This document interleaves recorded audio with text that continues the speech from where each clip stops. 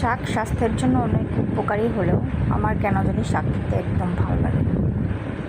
আজ রান্না করছি আমি পাট শাক। আমি সবসময় চেষ্টা করি রান্নার পর শাকের রঙটা যেন সবুজ থাকে, কারণ সবুজ কালার রঙটা দেখতে খুব ভালো লাগে। এই যে দেখুন আমার শাকের রঙটা মাশাআল্লাহ একদম সবুজ। এটা রান্নার পরেও এরকম থাকবে একদম।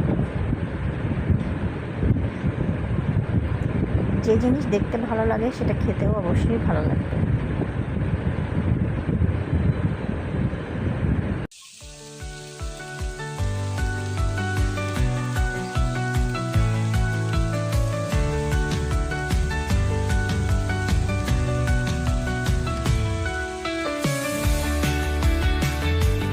আর এই হচ্ছে আমার ফাইনাল লুক শাকের। টাটা।